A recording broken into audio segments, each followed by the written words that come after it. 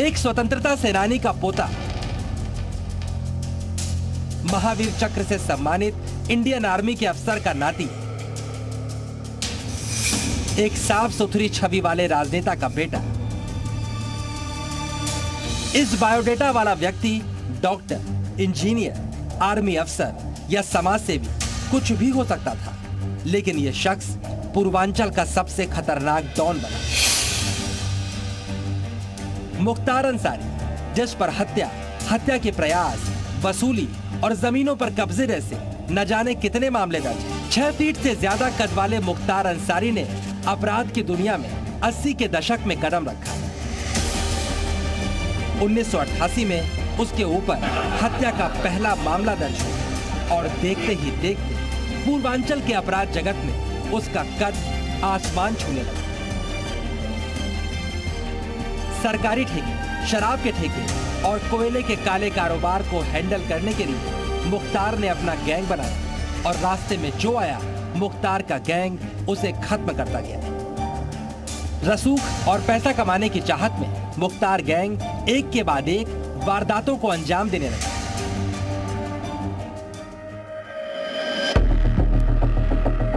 नब्बे के दशक से ही पूर्वांचल में माफिया ब्रजेश सिंह और मुख्तार अंसारी के गैंग में टकराव भी शुरू हो चुका था। गैंग वॉर में खून की नदियां भी बहती रही। 1995 तक मुख्तार अंसारी मऊ, गाजीपुर, जौनपुर और वाराणसी समेत पूरे पूर्वांचल में दहशत का दूसरा नाम बन चुका था। लेकिन मुख्तार अंसारी को मालूम था कि राजनीतिक रसूख के बगैर उसके खौफ का साम्राज्य बहुत दिन तक नहीं टिक पाएगा। इसके बाद काले धंधे करने वाला मुख्तार अंसारी सफेद पोश बनने के लिए बहुजन समाज पार्टी में शामिल हो गया। 1996 विधानसभा चुनाव में बीएसपी की टिकट पर वो पहली बार चुनाव मैदान में उतरा और पहले ही प्रयास में मुख्तार विधायक बनने में ही सफल हुआ। नेताओं जब की राजनीति में घुसा जा सकता है तो क्यों न खुद राजनीति में अपनी पहचान बनाई जाए, अपना अस्तित्व बनाया जाए और खुद एक आपराधिक नेता के रूप में आगे बढ़ा जाए। इनके जैसे बहुत से ऐसे लोग थे जब उन्होंने देखा कि राजनीति और अपराध के बीच में जो भी लाइन खिंची थी वो धीरे धीरे धुंधली होती जा रही, तो उन्होंने खुला राजनीति में प्रवेश करना ही उचित समझा। विधायक बनने के बाद मुख्तार अंसारी अपराध की दुनिया में और मजबूत होता गया। एक तरफ उसने अपने सबसे बड़े प्रतिद्वंदी ब्रजेश सिंह की जड़ें हिलानी शुरू कर दी और दूसरी तरफ उसका पॉलिटिकल करियर भी परवान चढ़ता रहा। मुख्तार अंसारी का कद इतना बढ़ गया था कि 1996 के बाद भी 2002 में वो मऊ से विधायक चुना गया और इस बार उसे किसी पार्टी के सिंबल की जरूरत भी नहीं पड़ी। लेकिन इसी साल गाजीपुर की मोहम्मदाबाद विधानसभा सीट, जिसे अंसारी परिवार का गढ़ माना जाता है, उससे बीजेपी नेता कृष्णानंद राय ने मुख्तार अंसारी के भाई अफजाल अंसारी को चुनाव हरा दिया।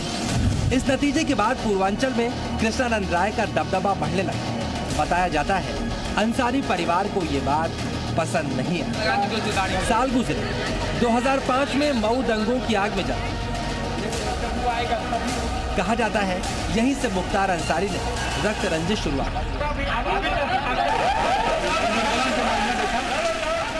एक महीने तक मऊ शहर जलता रहा। इतिहास में पहली बार रेलवे का संचालन बंद हो गया। के आरोप में मुख्तार अंसारी सलाखों के पीछे था, लेकिन इसी दौरान एक हत्याकांड ने पूर्वांचल की राजनीति में उबाल ला दिया। 29 नवंबर 2005 कृष्णानंद राय गाजीपुर में एक क्रिकेट प्रतियोगिता का उद्घाटन कर अपने घर लौट रहे थे, लेकिन घात लगाए हमलावरों ने कृष्णानंद राय पर AK-47 से हमला कर दिया। लगभग 500 राउंड फायरिंग हुई, जिसमें कृष्णानंद राय समेत 7 लोगों की मौत हो गई। सबसे बड़ा इत्तेफाक था कि हमेशा बुलेट प्रूफ गाड़ी से चलने वाले बीजेपी विधायक कृष्णानंद राय उस दिन सामान्य गाड़ी से बाहर निकले।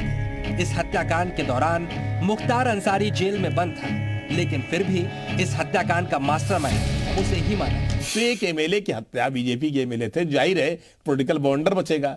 तो उस समय अटल बिहारी वाजपेयी जी जो पूर्व प्रधानमंत्री रह चुके थे, लाल कृष्ण आडवाणी जो बीजेपी के इतने बड़े नेता, सब ने इसके सीबीआई की जांच की मांग की थी। तो इन सब चीजों का असर ये पड़ा कि उसके खिलाफ इंक्वायरी बहुत सारी बढ़ गई और उन इंक्वायरी से बचना उसके लिए मुश्किल हो गया। इस मामले में कृष्णानंद राय के परिवार ने लंबी कानूनी लड़ाई लड़ी, लेकिन ये मुख्तार अंसारी के खौफ के साम्राज्य की सबसे बड़ी ताकत थी कि उसके खिलाफ मामला दर्ज तो होता लेकिन साबित नहीं हो पाता। देखिए, कृष्णानंद राय जी विधायक जी की हत्या जब हुई तो उसके 1 महीने से ज्यादा वक्त पहले हम जेल में थे।